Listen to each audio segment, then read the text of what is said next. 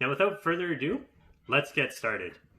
Number one, navigating Calgary. A rather large city spreading over 800 square kilometers. It's divided up into 4 quadrants, and we have 4 surrounding communities in Okotoks, Chestermere, Airdrie, and Cochrane. Being a larger city, navigating can be challenging even at the best of times. Knowing the infrastructure and how the roads are laid out will help avoid any kind of headaches and frustration as you start to know Calgary. The roads are actually laid out quite simply. Streets are going to go north to south, avenues are going to go west to east, and we have a few major trails that are going to connect you throughout major points in the city. The major one that's being developed right now is Stony Trail, and that should be completed in 2023. That's going to fully encompass all of Calgary, giving you better accessibility inside and out. You have Crowchild, which goes from the northwest part of Calgary down to the southwest. Glenmore Trail pretty much goes west to east in the southwest part of the southwest and the southeast part of Calgary. There's a few others. Bow Trail, Beddington Trail, and Deerfoot Trail are all major arteries in Calgary. Being separated into 4 major quadrants, the center of Calgary is on Center Street and almost right over the Bow River. From that point, in all 4 directions, you're going to start off with First Ave, First Street, both northwest, southeast, so on and so forth. If you ever get lost, just look at the street signs. It should be able to tell you how far you are from different points in the city, especially if you need to navigate back down to the city center. Along with public transit, Calgary's adopted a bike lane program in 6 different locations in the downtown core, encompassing over 6 kilometers of roadway. They've done this to help ease commuter congestion during rush hour, and we have actually seen a really good positive response in terms of ridership using these bike lanes. Recently, Calgary's adopted a bus rapid transit system where a light rail transit or LRT system isn't feasible. There's currently 4 different routes right now, going from one is Woodbine, which is in the southwest part of Calgary. It goes along 14th Street to the hospital, to Mount Royal University, finishes up downtown. Second one is on the southeast side. It's in Douglas Glen. It goes along, goes west to the hospital and finishes up at Westbrook Mall. The third one is Brentwood, which is in the northwest part of Calgary, goes along 16th Avenue and finishes up in Saddle Ridge. And the fourth one is downtown, goes along 17th Ave Southeast and finishes up at the East Hills Shopping Complex, which is on the furthest east part of Calgary. Lastly, with our transit, we have our LRT system. There's 2 current routes going from the northwest downtown to the south part of Calgary. The second one goes from the west part of Calgary in Aspen along Bow Trail into the downtown core and goes up to the northeast in Saddle Ridge. There is a third one called the Green Line. It's designed to go from 16th Avenue in the north downtown along a southeast corridor through Riverbend, Quarry Park, and Douglas Glen, with future extensions planned. Even if you plan to choose not to live in Calgary itself and you want to move into one of the smaller communities like Cochrane, Airdrie, Chestermere, and Okotoks, there is going to be commuting and public transit available from each town into the city on a daily basis. Number 2, Calgary's cost of living. Compared to some other major cities in Canada like Vancouver, Toronto, Ottawa, we definitely have an affordability aspect with our city. Starting off with, single-family homes can be rented for as little as $1,200 a month, and condos are a little bit more affordable, starting around $800, even if you're looking in the downtown core. Homeownership in Calgary can vary greatly, just like any other city. Right now, our most affordable option are condos. You can actually get into one for just under $100,000. However, something in that option or in that price range might come with alternative risks.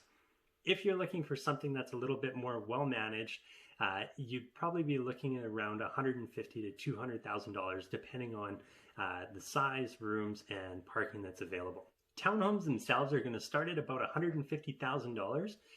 However, the majority of them you're going to see are going to be in between that $200,000 and $300,000 price point, depending on the community that you're looking at. Now, single-family homes are going to be the most popular, as they are in most cities.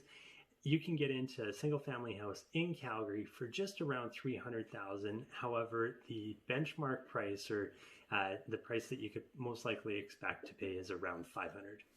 Other things to consider when moving to Calgary are parking, monthly food bill, especially if you have a family of 4, average Uber, taxi costs, gas, diesel pricing, transit, and childcare. Number 3, amenities. Calgary has some of the best amenities in the country, and you won't be disappointed if you like doing anything outdoors. We have some of the most epic hikes, ski resorts, outdoor adventures right out your front door. If those aren't your cup of tea, Calgary has over 50 golf courses, museums like the Glenbow, Royal Tyrrell Museum, Telus Park, which is phenomenal for families, the Calgary Zoo to keep everybody entertained. Shopping in Calgary is also world class. We have a number of dedicated luxury stores like Louis Vuitton, Holt Renfrew, Henry Singer, Cartier, Calgary Jewelers. There's 6 major shopping malls in Calgary and a number of outdoor strip malls. Calgary also has 9 lake communities within the area, not including the towns outside of the city, which are quite desirable. They all have very reasonable annual costs to access the lake, starting at just over a couple $100 a year. All the lakes are open year-round for swimming, skating, cross-country skiing, kayaking, paddleboarding, and all your seasonal festivities. If you're into craft breweries, Calgary has over 50 to find that perfect pint, a number of distilleries, and some fantastic patios to enjoy a summer day out with your friends. Festivals in Calgary are plentiful throughout the year, like the Lilac Festival, Aggie Days, Calgary Underground Film Festival, Calgary Comic Expo, Stampede, Spruce Meadows National, Calgary Folk Fest, Petapalooza, Calgary International Film Festival, Taste of Calgary, and Global Fest, just to name a few, and there's so many more that occur throughout the year. Number 4, major changes to Calgary. The biggest one is Stoney Trail. That's set to complete in 2023. Once it's done, it's going to circle all of Calgary, giving all the citizens better accessibility in and out throughout the city. You're also going to have new communities that are coming up on the outskirts. Some of them are Livingston, Artesia. New development options are still available in some of the other communities like Aspen, West Springs, if you want something that's a little bit more luxury oriented. If you are looking for something that's a little bit more inner city, you still have the option. There are a lot of infills that are starting to come up and that are still available that do have incredible finishes. They're typically going to start inner city wise around that $600,000 to $700,000 range and can easily get over $1 million depending on the size, location, and the finishes inside.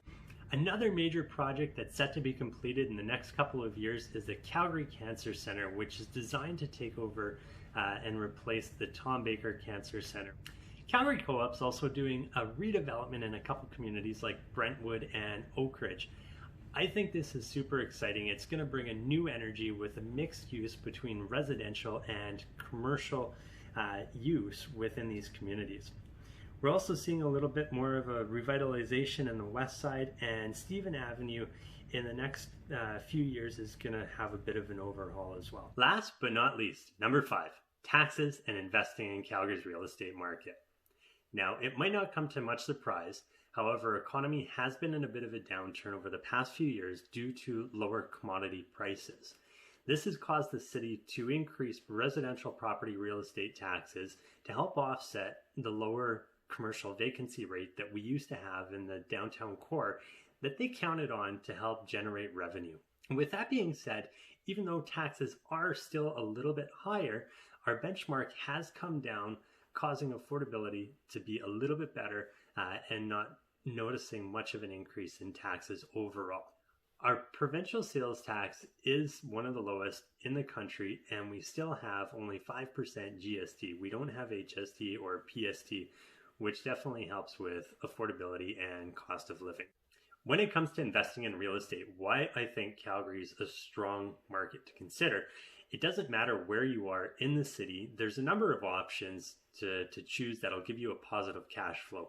Whether you're looking at a condo downtown and your business model's Airbnb and you want to tailor more specific to city festivals like the Stampede or the Lilac Festival, something that brings in a lot of people into Calgary.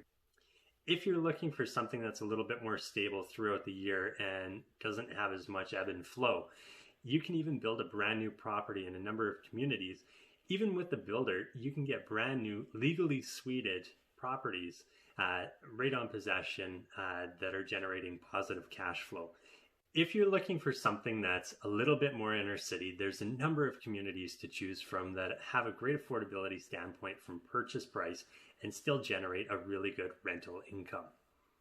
If you're looking to do something where you rent both upstairs and downstairs, I would strongly consider a legally suited property. And the reason for that is up until December 31st, 2021, so the end of this year, the city has relaxed their application process to legalize any secondary suites for the city. What that means is they've removed their application fee, which is about $700, and they've made it so you only have to adhere to fire code and not building code. By adhering to fire code only, there's a potential to save thousands of dollars compared to going to building code. It's a lot less stringent and it's a smoother application process. Thank you so much for taking the time to watch this. If you found value, please like, share, and subscribe. I'd really appreciate it.